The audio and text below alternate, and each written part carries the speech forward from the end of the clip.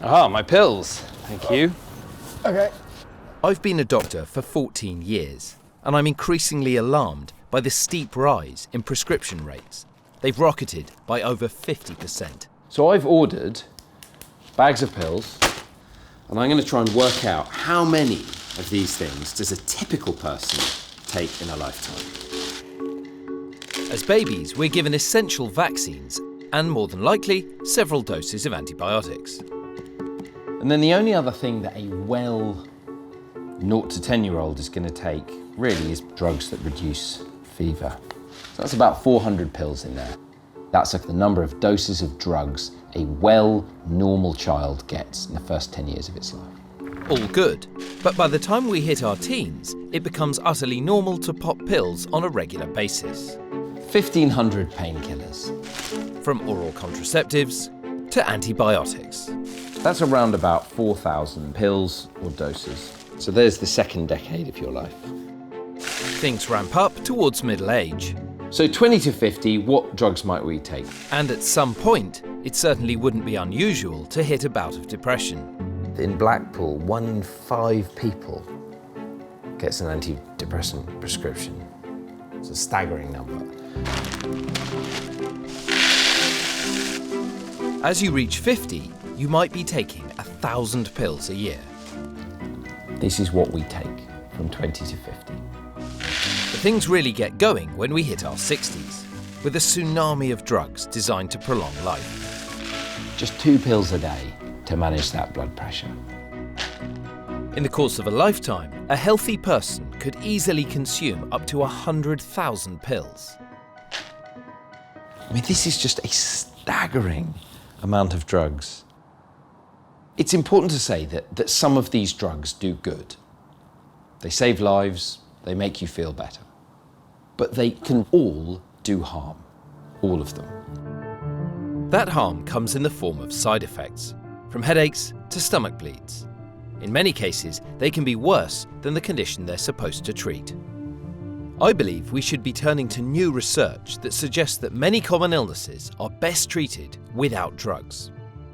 I want to be clear, this is not some personal crusade against all medicines. There are drugs that benefit and save countless lives. But modern medicine has got to a point where we treat millions of people in this country with drugs that the science says don't work very well. For many people, they don't work at all, and they do massive amounts of harm. They kill people. I'm going to work where more than half of the NHS drugs budget is spent, a GP surgery. But instead of handing out drugs, I'm going to take them away.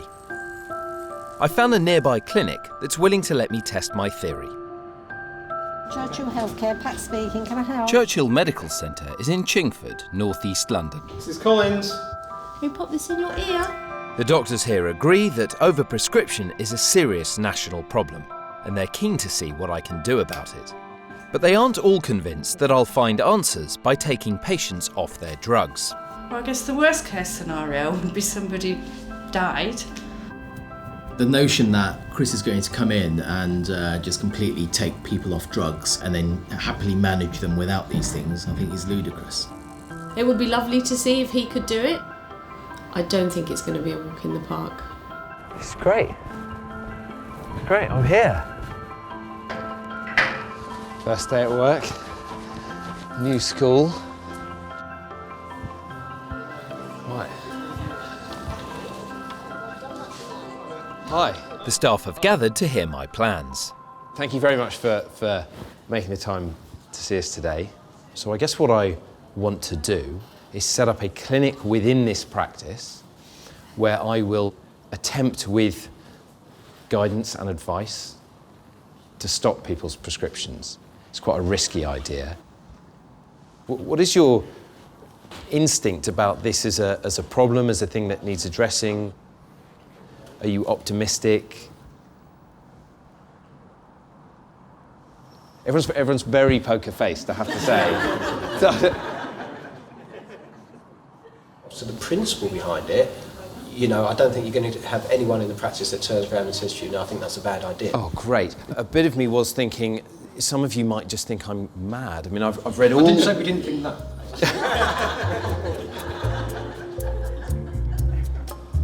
Great. It's going to take a while to convince them that I know what I'm doing. So I'm not a GP. Being a GP is a highly skilled medical specialism, really, and I can't just turn up and do it unsupervised. So I've been given a mentor called Cam, who I'm about to meet, and it's a bit like going back to medical school. So, Dr. Cam Sira is one of the practice partners. Cam, hi. Hi, I'm Chris. Cam. How you doing? Thanks very much for looking after me in advance. What do you think of my plan? I would love for you to find some alternatives that are safe, that are viable, that we can carry through. But I am quite sceptical. I think it's worth a go. I guess that's where I'm left. Is she in any pain? This is a busy practice with 14,000 patients and 15 full-time doctors. Half night. Yeah. Last year, they handed out nearly 200,000 prescriptions. I'm hoping to help them cut the amount of drugs they give out and make changes that could be taken up across the country. So we only have 10 minutes per patient, and in that time, we're trying to address the concerns that they've come in with. So it's quite a lot to be able to manage in 10 minutes. Cam has suggested I start by watching him treat patients so I can see the problem for myself. Hi. Hi, go on in. How can we help? I think I've got gout. It's really painful. Gout is a type of arthritis that causes attacks of severe joint pain.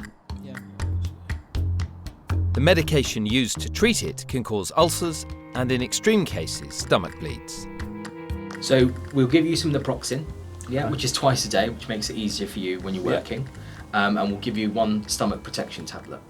All right, lovely. Thanks very much. Thank you. Take care now. Cheers, thanks. Do you think you could have avoided giving him those 2 pills? Well, he's a builder. He's on his feet all day, doing heavy lifting. I think he needed those tablets. It's pretty hard to argue with that. Absolutely. And those drugs were dispensed in just about the most responsible way I can imagine. All the other bits. Come in. I'm Chris. How's it going? Good. Have a seat. Right, how can we help? I need the dizzy pills again. I can't wake up in the mornings properly, it makes me sick. How often are you vomiting? Every time I'm dizzy. Let's have a look at your good one first. In just 10 minutes, Cam must examine the patient, find out what's wrong, decide the treatment to give and discuss it with them, all before the next patient arrives. That's for a couple of months, okay? Hopefully it should improve. Thanks a lot. Right? See you later, man. See you. Have a good day. So do you think that giving him drugs was the right thing to do? I mean, he's vomiting on a weekly basis, and that's not going to be healthy. So this, for me, something that's going to actually make him feel better, is an easy medicine to be giving. As the day passes, I notice a pattern. For now, we will give you some treatment, some antibiotics to treat this. So more drugs, Cam? Yeah, more drugs. If we don't treat him, he could die. We're trying to nip it in the bud, really. I've got a serious ear pain. So we're going to give you some a spray Steroids? and antibiotics.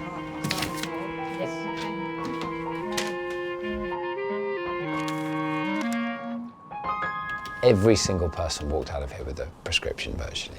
Is that right? When you're there in front of someone, you can cite all the evidence you like. They're still there and they're still in pain, for example. You start to have to manage that. And it's very difficult to say, well, the evidence suggests that we don't treat you for this, and so we're not going to give you, you're going to carry on in pain. No one could deny that he is a superb doctor. And yet, he saw 40 patients and he dealt out 39 prescriptions. When you look at each one of those decisions, it feels like, well, yeah, that's okay, I'd do the same thing. But when you look at that big picture of everyone who comes in, walks out with drugs, that can't be a good thing. I can't quite put my finger on what's going wrong. To find out, I'm meeting one of Britain's most senior doctors. Hi, Mia. How are you? Good. Oh, it's very nice to see you. So Muir Gray used to be Chief Knowledge Officer for the NHS. Overuse of medication is one of the most serious problems that we face in healthcare in every developed country. How have we got to a point where we have too much medicine? How has it all happened? We've got these 40,000 doctors sitting in a room with 10 minutes to get closure. We've got patients who we've led to believe that the solution is a prescription, and I've got nothing else to offer them. So surprise, surprise, how do we finish off the consultation? The pressure is terrific to finish the consultation with a prescription, and therefore we need a revolution. We need to change the way we think and need to change the way we do things.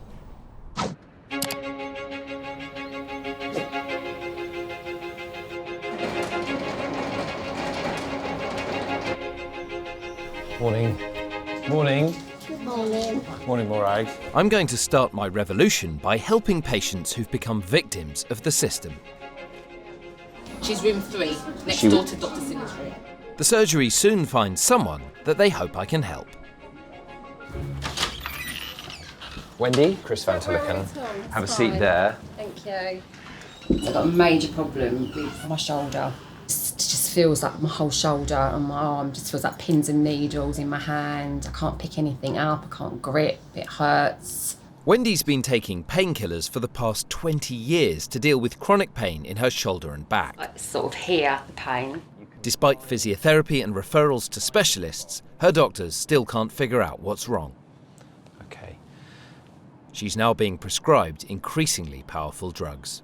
What helps? Does anything help it? Diazepam. It's a highly addictive. I really begged for them and they wouldn't give them to me. It's quite dangerous. Please give me more. Yeah. The problem is you have to take more and more and more and more and more to get that same effect. Right, okay. And it becomes extremely toxic. And then when you stop taking it, it's really dangerous. Right. Consuming these drugs long term could be causing Wendy real harm. Thank you so much. It's very nice to see you, okay? We'll be in touch. All right. Cheers, Wendy. Bye. I want to help her find another way. Prescriptions for painkillers have shot up by nearly 50% in the last decade. They're now some of Britain's most commonly used drugs. Wendy is the normal, right? She's taking stuff that's mainly over the counter, it's available to all of us, and it's the stuff we all take a huge amount of. And for the most part, it doesn't work very well. A recent review of research into over-the-counter painkillers found many only work about half the time. I wonder if the painkillers are really working for Wendy. To find out more, I'm abandoning the usual 10-minute appointment and making an old-fashioned home visit.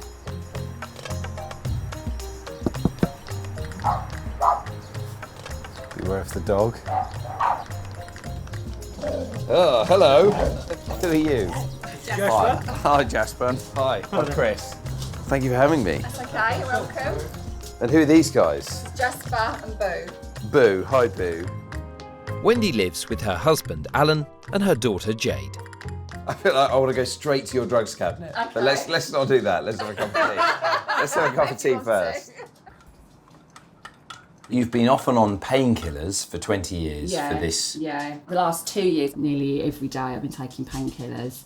It's never really gone. Are you in a worse state now than you were 20 years ago? I'm definitely worse now than I was, definitely. Right. So talk about the drugs. Where are the drugs? Okay, so I've got my tablets in here if you want to see them. We'll get it all out. Come on. This is No, the cupboard of shame. Codes them all. Wendy takes a daily cocktail of 3 different painkillers: paracetamol, ibuprofen, and codeine. They're supposed to work by interfering with pain messages sent to the brain. Can we lay it out? Do you mind if I pop out for the whole day, pop out the pills that you would have? Yeah. Okay. Taking a cocktail of painkillers like Wendy does every day can produce more of an effect. But in cases where they don't work, patients can end up taking bigger and bigger doses. Now we've laid it out, what do you think of that? I know, I did think to myself, especially in the morning when I take that one as well, and I was thinking, oh my God, this is a lot of pills I'm taking. When you do take all of them, and because you're having a bad day, does all the pain go away? Are you completely better? No, so basically it sort of eases off, and then I know it's 4 hours later, and I have to take them again. Okay. I'm surprised at the amount of drugs you're taking. I didn't know you was taking that many daily. That's only when I got a really bad back. But then I've never seen you without a bad back. You can never walk through that door and say, "Oh, well, I've just had some drugs. My back feels better." Every time you come through that door, it's my back's really bad. I know, because I need to take some more drugs. But you've just had some, probably. No, I take them every 4 hours. I don't. Sometimes Exactly. you told me, don't worry about 4 hours, 3 hours. I didn't know you was taking that amount, though, Wendy. I didn't know you was taking. I didn't realise you. I thought you was taking 1 pill a day or something. And I must not admit, all that. to be honest, I was taking 3 of them. Oh my lord, really? Sorry, I thought you meant you were actually only taking them 3 times a day. What you mean is you were taking 4 times a day. Yeah. That is an overdose. I'm worried about Wendy's excessive drug use, and I want her to understand the dangers. So ibuprofen can damage your kidneys, Right. especially at the doses you're having it. Okay. The paracetamol could damage your liver. So if you hurt your liver, we can't do anything. You either get a transplant or you die. Right. So the number one cause of acute liver injury in this country is paracetamol overdose. Okay. The other thing I think I would really like to try and do to you is prove to you that the drugs don't work. They're painkillers, so they must work. They get rid of the pain. There's much pain, I believe, with them or without. No, I'm in more pain without them. That's probably a mental thing. Are you saying that I'm I think- mental? No, I think that's what... I just think that's what you're telling It's in your yourself. head. Because every No, 4 it's not hours in my head. you The need pain those is drugs. real. I'm telling you No, that. no, The pain is real. I don't dispute for 1 minute the pain is real. What I'm disputing, I don't think the painkillers are giving you as helping much the pain. relief as what you're saying or thinking they are. Okay, Dr. Allen. No, I'm just saying. Would you be willing to let me just take away all the drugs? If I can have another solution and get rid of the pain, then I'll be happy to do that. When was the last time you went and saw a physio and did some exercises to help your shoulder? I'll normally do like a sort of few stretches and whatever, and then you just forget about it and get on On with an the honest day. note, how many times have you come to this house and seen Mum doing any exercises for her back? I do them in the You bedroom. don't. You do. You'll go along in the car and you'll do. This is when you exercise, right? So you'll be in the car. She go. Yeah, she does that. The truth is, Wendy. No, when you'd you're rather not- go and no, pop a pill than do an no. exercise. When you're not here, This morning, how many did you do exercises for your bad shoulder? no. Yesterday, did you do exercises? No, I must admit. No.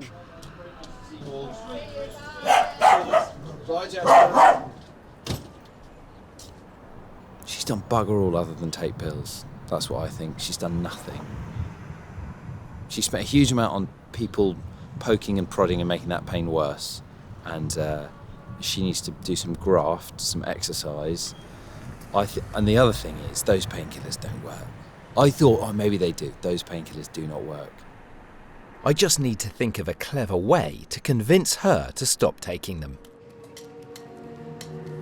Wendy's pill habit is one part of a bigger problem. In my day job, I'm an infection doctor and a scientist, and I'm now facing the most terrifying consequence of our pill-popping culture: antibiotic resistance. By overusing antibiotics, we generate antibiotic resistance, which spells the end of life as we know it on this planet. That is a doomsday scenario. They're vital for treating and preventing bacterial infections. Without them, many medical procedures simply won't be possible. But we've prescribed them so much that the bacteria they should kill have evolved to resist them. People don't quite get this. If we run out of antibiotics, it's not that we can no longer treat your, infected finger. It's that we can't do any more bone surgery, that we can't treat cancer. We can't run a hospital. You can't have an intensive care unit. You can't do anything. Drug-resistant infections are becoming increasingly common in hospitals. Unless we cut antibiotic use and slow the spread of these new superbugs, it's estimated they'll kill 10 million people a year by 2050.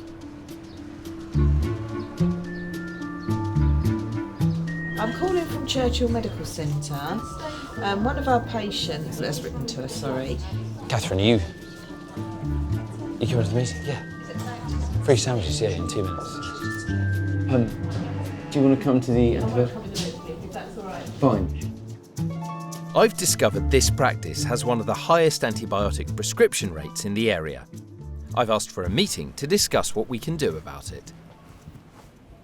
I guess this is the first time I've spoken to them, and I feel like I'm going to fairly bluntly criticise them.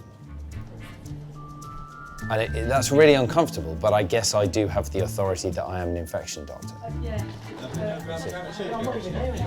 Phil, have a seat. Grab a sandwich. So of the 45 practices, you are the 9th biggest prescriber in the local area. I guess that begs the question, why? I don't think we've got anybody who is very cavalier with their prescribing. I'd say 99.9% of the time, they are appropriate prescriptions. I do come from a position where I think we do, in general, overuse antibiotics. We probably underreport side effects, and resistance is such an enormous problem that we should take every step we can.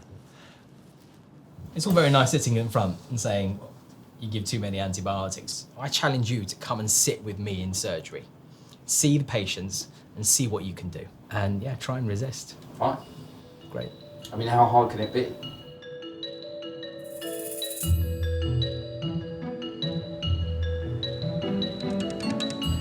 This morning, I'm taking Cam up on his challenge.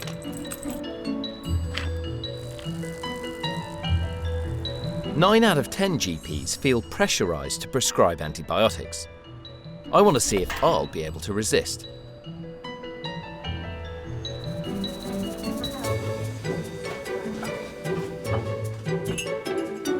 Today is my first day as a GP, and it's very nerve-wracking because, of course, I'm not a GP. Today, I'll be the doctor in charge, and Cam will be in the room in case I need help. I think coming in with his own agenda, I think what he will really find difficult is patients have their own agenda, and when those clash, then that doesn't lead to a good outcome. You ready? No, of course I'm not ready. Am I ready? I'm not ready at all. You've done clinics. I've done clinics. No, I don't know why. This is not a big deal. I can see a patient. Right, here we go. Okay, why am I saying? Why's my mouth dry? My palm's sweaty. Okay, Nick Cairns. Right. Have we called him? Nick Cairns. What's up today? Why have you come to see me? Well, I've had a sore throat. I generally felt pretty rough for about a week. What do you feel you would like out of today's consultation? Like antibiotics to just completely eradicate it. Yeah. Okay. Antibiotics only work with bacterial infections, but they can be given unnecessarily to patients suffering from viral infections. It is a bit red. But there's no pus there. This patient appears to have a virus which should clear up by itself. I mean, I think you are just going to get better. This is going to be self-limiting, and in your case, antibiotics might cause more problems than they'll solve. Yeah. Is that all right with you? Yeah, if you think I'm going to get better on my own then. Great. Okay. Very nice to see you. And yeah, thanks a lot. It's my first success, and I'm feeling quite smug. You know, I mean, that was a fairly simple case. Someone came in with a sore throat, and he was very amenable. And I'm sure the next one is not as easy. Carla. What's up? Okay, well basically I've had an ongoing problem with my toe. It's going to need reoperation. So what would you do? Give a course of antibiotics. So what would you do? Well, okay. Doesn't need antibiotics. Even with many bacterial infections, patients get better over time without drugs. Well, I guess I would wonder if this is actually going to go away with antibiotics. Bearing in mind you've got a lot of pus there, would I put a hole in the nail and see if it'll drain out? Last time I believe I had a course of antibiotics, which helped really a lot. I started my placement as a student nurse in a couple of weeks. Fine, there's no way you're going to be able to do that. So we'll prescribe some antibiotics. Perhaps I should have held out, but the antibiotics may prevent serious complications. Say R. She usually gets better with antibiotics. Camera at the back, can you see? And when this mum wants antibiotics to help her child recover in time for exams... So I'm very happy to give you antibiotics in this particular instance. Are you happy to hold that while I just have a look? Sorry. Some bacterial infections can kill if not treated. Oh. And without a test to be certain it's not bacterial, I prescribe antibiotics just to be safe. So we'll give some ear drops that have an antibiotic in. There is your prescription. The wheezing, I'm literally talking to myself with it, you know what I mean? Really bad. It's the end of the day, and I come across a patient that I'm reasonably confident doesn't need a prescription. There are risks with antibiotics. No, as I say, like, I do need them. Okay. That's the way I look at it. But to just walk out with nothing, I wouldn't feel safe. No, that's that's what I'm trying to say. 97% of patients in the UK who ask for antibiotics are prescribed them. Unless you're certain the infection's not bacterial, it's the safest thing to do. Thank you very much for your time. All right. Thank you. I did not want to give him Yeah. a course of antibiotics. Okay. And I gave him a course of antibiotics. And I would have stepped in if you had said no. Someone with so many other medical problems, I would really be keen not to let them get any worse. Yeah, so that's what we're really, that type of patient is what you're really trying to deal with. It's been a difficult day. I feel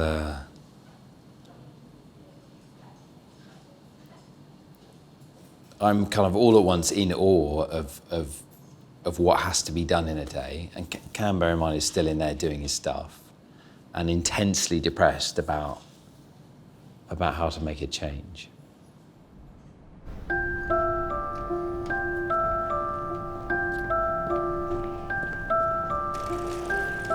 This drug problem can't be solved by just saying no. I'm going to have to think of a different approach.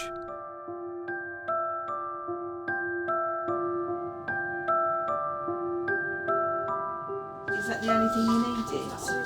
Can you do 3:30? Can I have a prescription for immediate? I've found another patient. Sarah isn't registered at this practice, but she's heard about my work here and wants my help to come off her meds. Sarah, come on in. She's 24 and she's one of over 5 million people in this country who take antidepressants. I've always just felt very low and very depressed and very uptight. And then when I got to 16, I went to the doctors and I got myself diagnosed with depression, and I got put on medication from that age to kind of try and level myself out. Why do you want to stop your pills? I feel like they mask everything, but they're not getting to any root of any problem. They're not really resolving anything long term. Okay. What happens when you try to stop them? I have really, really bad downs. Okay. And I don't really see any other way of stopping the downs apart from going back on the antidepressants.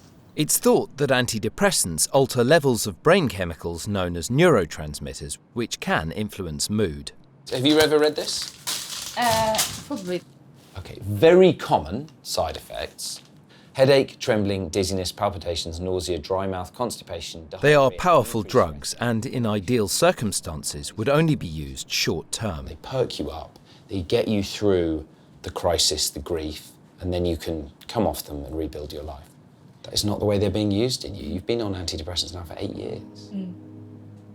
It's not normal. It's not right. Well, it is normal. It's completely normal. Yeah, but it's you're not. like so many other people in Britain, but I don't think there's any evidence that these drugs are making you better. No, I don't either. These drugs can help people, but between 2005 and 2012, the number of young people prescribed them went up by over 50%. There is something about giving antidepressants to a 16-year-old that makes me uneasy. Not that it should never be done, but talking to Sarah, it feels like, at 16 you're developing, you're learning skills to cope with problems, and this was a time in her life where she could have been learning that, and instead she was put into what she describes as a chemical fog.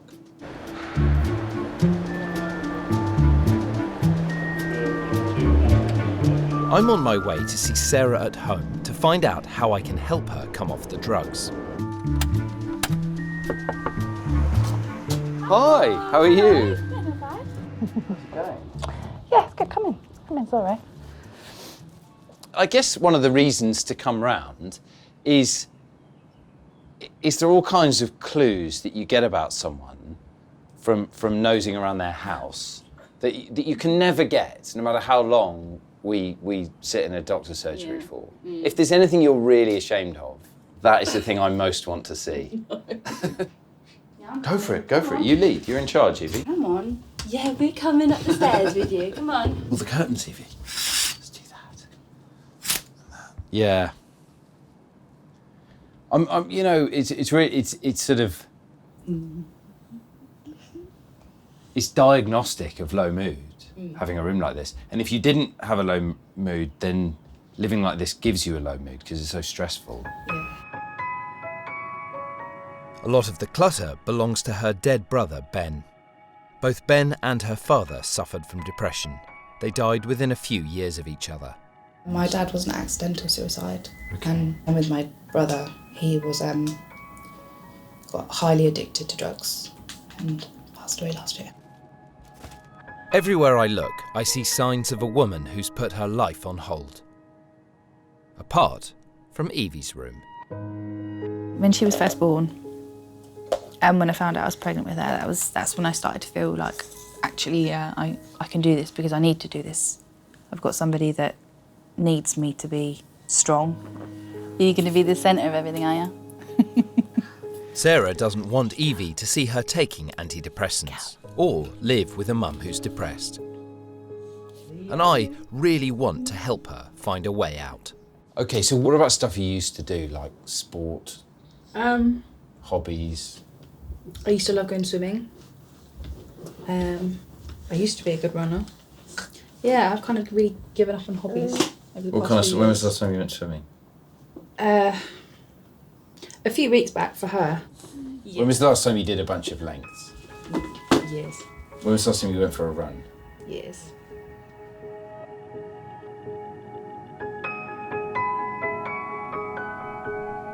Sarah, I think, is someone who is tough, resilient, used to love things that are physical, is really social. So I think a treatment for her is going to encompass all those things. It's going to be challenging, it's going to be outdoors, it's going to be physical, and she's going to do it with some other people. If this works, I'm hoping she can give up her antidepressants. I'm back in Chingford. I've come up with a way to try to convince Wendy to stop taking her painkillers. So we've arrived at Wendy's and I've got a little test, as far as I'm aware, no one's ever really done before, to find out if any of Wendy's painkillers are working. Maybe they work brilliantly well, maybe I'm totally wrong, but I've got a way of finding out. I don't know if Wendy's going to agree, but it's worth a go. Let's see. Jasper. Hi, Alan. Hi. Very nice to see you. Hello, hiya. Nice to see you, yeah, good. Okay, I'll be honest, from everything that you've spoken to me about, from all your stories, I don't think your painkillers are working. So I want to do a test to find out if they are working. Okay. I've worked out this test with the help of Wendy's doctors. These are your pills Right. for the next 2 weeks. Okay. Which ones are which? So, in that blue tablet is a single codeine pill of 15 milligrams, okay? In each of those red tablets is half a gram of paracetamol. Right, okay. Okay. There is a twist with these tablets that Okay. I've laid out. That some of these tablets don't contain any medicine. Right. And you don't know Okay. which ones are real and which ones aren't real, Okay. okay? But I will know because I'll be in pain. Well, we'll see, won't we? That's the point. And I'm going to get you to keep a pain chart, okay? Okay. Wendy will use this to record her pain levels over the next fortnight. I want to see if she notices the days when she's taking tablets without any drugs. But the only way of knowing if these painkillers work for you is to do this. Okay. Okay. That's fine. Are you happy to do this? Yeah? So the main thing I need to do now is take away all your other painkillers. What about if I have a headache? Well, you get a headache, best treatment, big glass of water. Yes. Okay. Okay. To make sure she doesn't take more than the prescribed dose, all the painkillers in the house must go. Oh, I'm not sure what they are. Oh, they do, look. It's been a bit interesting. I'm sure there's a load of codeine in them things, so I'll be fine.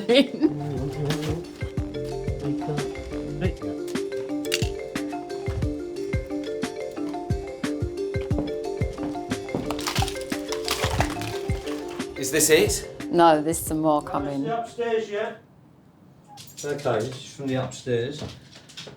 Are you sure they're all? These are all out of No, your. I think these are all out I of think your some drawer. of them might be my anti-dizziness ones. Whatever they are, they're all out of your. Oh no, they're my Sudafed. Yeah. And remember, this is what you want to do, yeah? Yeah. I'm giving, Pills just give us are- 14 days. All right, everyone, Bye. See you, Jasper. Thank you. Bye. Night. See you. Toxic side effects in a bag, not in a patient. Very pleased. Everywhere. Found in the bathroom cabinet. Found them in your makeup thing. Got pills everywhere. I don't think you're such a pill freak. You don't need them. I was going to prove that.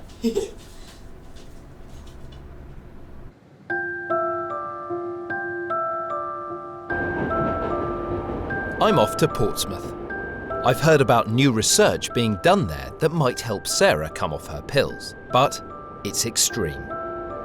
This is the one thing I'm doing with a patient where I think my colleagues who are psychiatrists will turn around and go, "What are you doing? You're a lunatic. This is barbaric."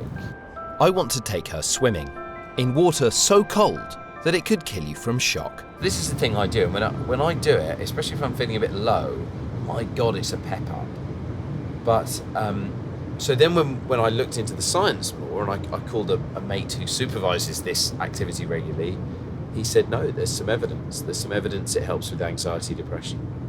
So that nailed it. Before I try this on Sarah, I'm going to visit my colleague to learn a bit more. I'm here to see Mike Tipton.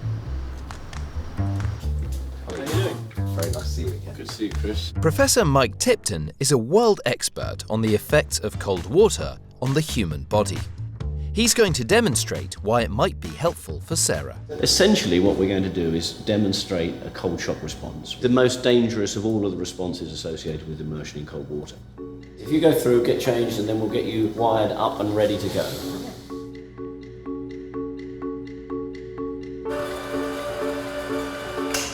You just need to push yourself back with your feet there. 3, 2, 1, go. Mike's team have discovered that our bodies respond to cold water in a similar way to an anxiety attack.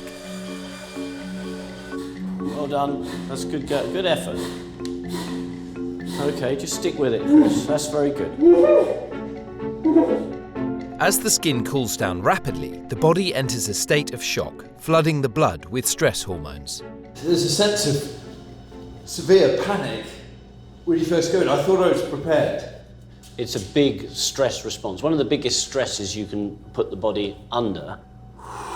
You can see why we called it the cold shock response. It's a shocking response. It's deeply shocking. Yeah. I'm shocked. This chemical surge can leave swimmers feeling euphoric once it's passed. It is exhilarating. You're now experiencing what every open water wild swimmer says. It's just great because it's that skin stimulation releases adrenaline and gets you, all your stress hormones shoot up, and it's kind of exhilarating. It is kind of exhilarating. Hiya! You're right. But there is another potential benefit for Sarah. The evidence shows that repeated exposure to cold water conditions the body to deal with the stress response. I'm hoping that this conditioning will help her respond better to the stresses in her life associated with her anxiety and depression. We're going to go to a lake, a man-made lake, and just give wild swimming a bit of a go. Sounds good to me. You happy about that? I'm excited but scared, but yeah, I know it's going to help, so I trust you all. I'm still very nervous now. I'm slightly nervous about the cold. If this works, I think she'll be ready to start coming off her pills. But it will be a challenge. Here we are. Wow. It's really, really picturesque, isn't it? The lake is cold and winter has only just ended. What do you think? You up for this? I'm up for this. Great. Okay. I'm ready. Let's go.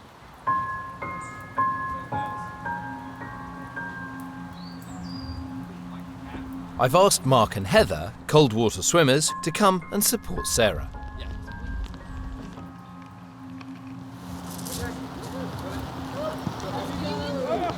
Should we put it up to our shoulders? Just sort your breathing out first. And then we'll do to the other end, breaststroke.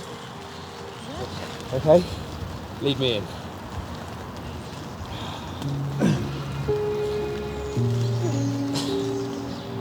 That's all you've got to do.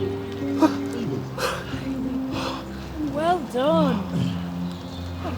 That's excellent. You all right? How you doing? I'm not. Good, isn't it? Go for a swim.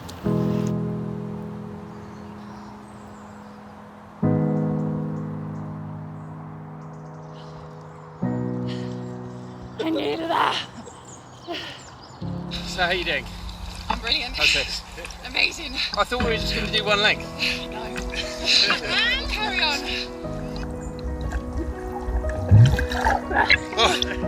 You all right? The therapy seems to be working. How do you feel, Sarah? On top of the world. Yeah, and why do you feel on top of the world? I've done what I came out to do. I've done it well. I'm blown away. Completely. Mind blown. Good. Feel amazing. Still cold. But As well as the euphoric boost, swimming regularly will give Sarah exercise, which is recommended as an alternative treatment for depression by the NHS. Fantastic.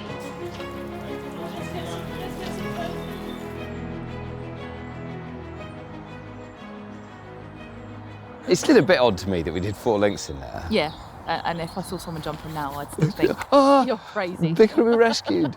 Yeah. But no, it's great. So over the next 4 weeks, I'm going to say, I want you to go swimming 6 times, okay? Okay. So not massive. And the final thing is I want you to start tapering your antidepressants. You've made an appointment to see your GP to do that. I've got Okay. an appointment on Thursday. Fine. Keep doing it.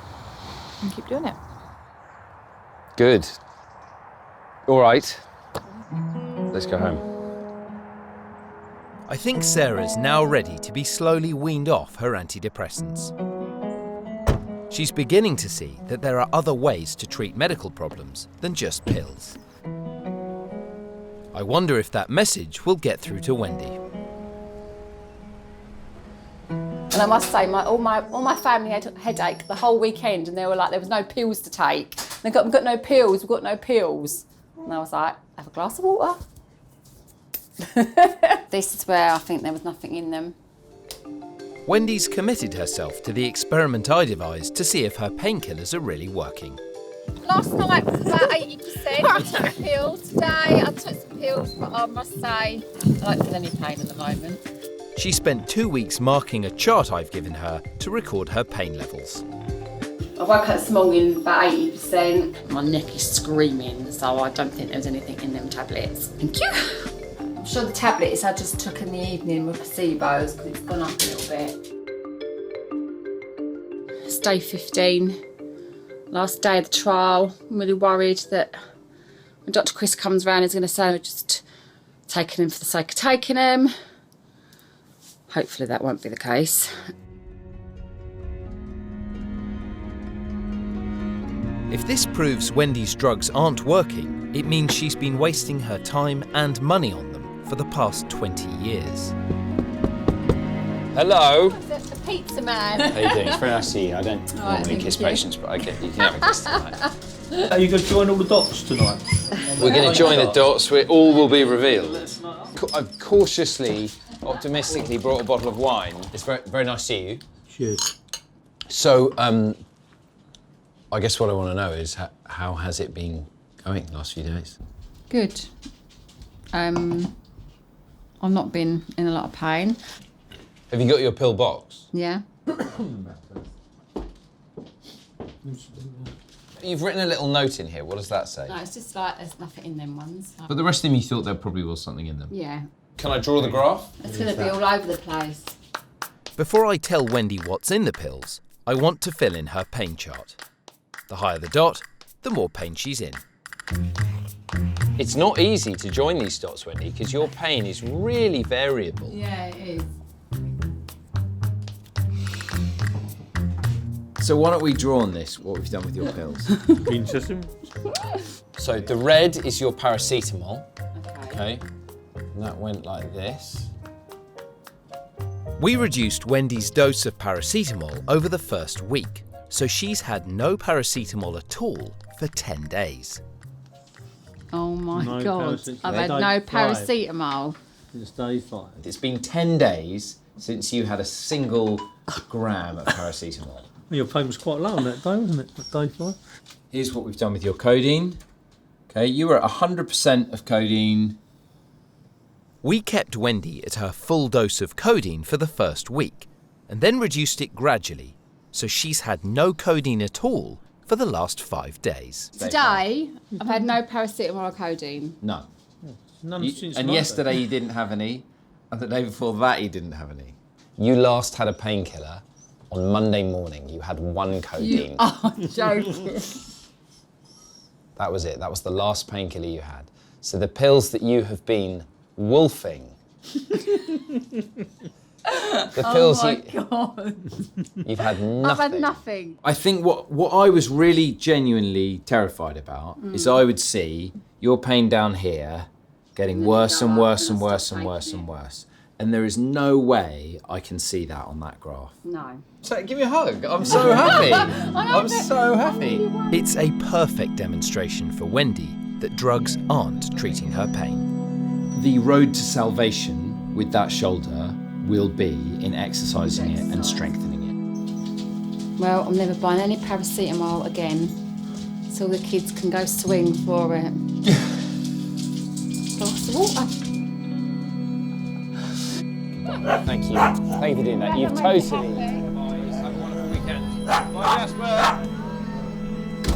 So it's good, but the battle is only half won because Wendy does have a habit, and I don't think it would take all that much before she went, you know what, maybe I'll go back and try those naproxen or those Nurofen, or might go back to the tramadol. She'd have another go. And so I have to prove to her fairly quickly that exercise and strength building is gonna fix her pain.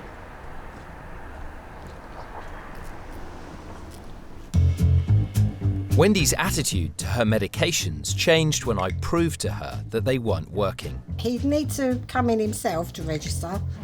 And that's given me an idea that may help cut antibiotic prescriptions at the surgery. After all, I've failed to show how it can be done by taking a clinic myself. In general practice, it's really hard to tell the difference between a bacterial infection and a viral infection. Viral infections don't need antibiotics, but bacterial infections, if you miss them and you don't prescribe antibiotics, patients can die, doctors can get sued. It's really bad news. And the other difficulty I had was persuading patients that they didn't need them. Today, I've brought along something to solve both these problems. So this brings the hospital laboratory to the GP's bedside, to the patient's bedside. This machine will help me decide if they have a bacterial infection or not. Come in. I'm hoping it will help cut the surgery's prescription rates today. Hi. You think you need antibiotics? Yes. Okay. Because I've always been told that viruses should take 9 days in and out of your body. This machine works by measuring inflammation markers in the blood.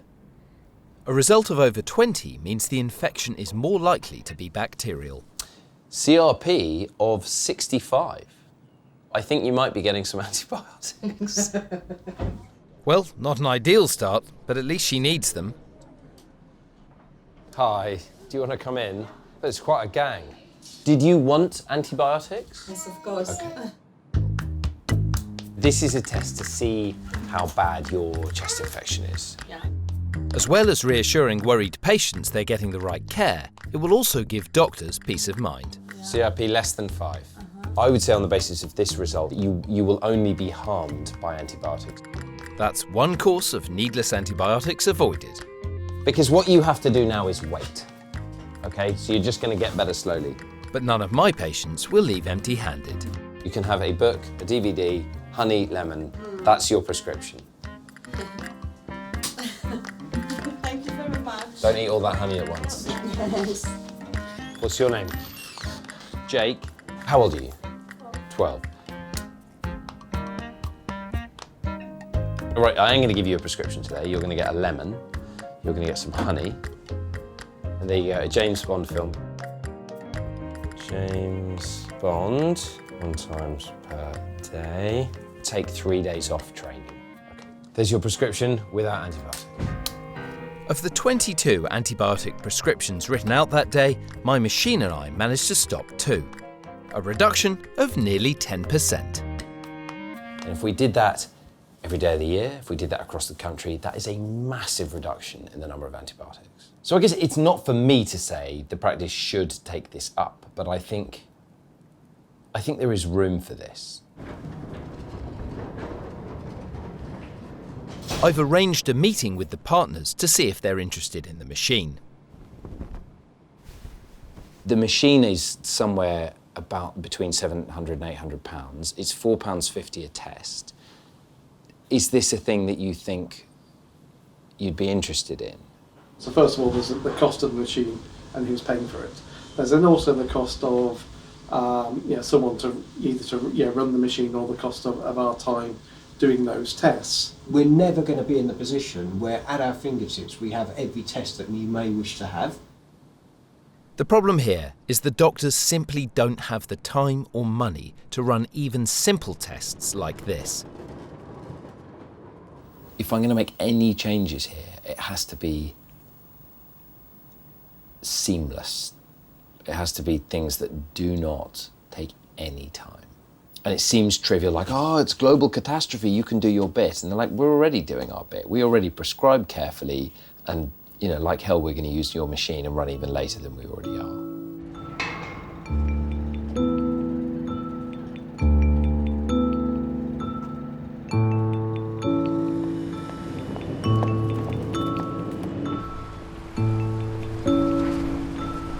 Wendy doing her exercises in a very limited space in the bedroom. It's taken a while to convince Wendy to give up her painkillers. She's now trying a program of exercises to strengthen her back to see if it will help with the pain.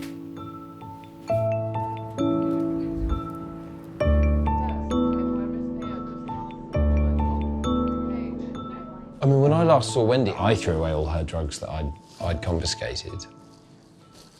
So I hope she hasn't had a wobble. None of you people are Wendy. Where's Wendy? There she is. Hi, Wendy. Come on in. Nice to see you again. How's the back? It is better. I'm not in pain like I was before. So that is what no one's ever told you, is that exercise is a painkiller for almost everything. Whether you've got knee pain or hip pain or back pain or neck pain, even if you've got a headache, exercise is a painkiller. So for me to not take any drugs, I can't actually believe it myself. I don't even take them for a headache now. I don't take anything at all. I feel like I am leaving you in quite a good state. Okay, well, it's our last consultation. Have a hug. Oh my God. Oh. Thank you so much. No, you've totally really, inspired really me. You've totally inspired me. Everything you've done, I really have. You have literally done the hard work. Thank you so much. Cheers, Wendy. Bye. It's been an interesting journey. I'm really, really happy. I don't take any drugs at all. I'm exercising every other night. And I think I'm going to get better. I think for 20 years, Wendy took drugs that totally distracted her and everyone else from finding the actual cause of the pain. What an amazing place we've got to with healing and medicine that we just go, take these pills. Wendy is the clearest example of the madness of the way we do medicine.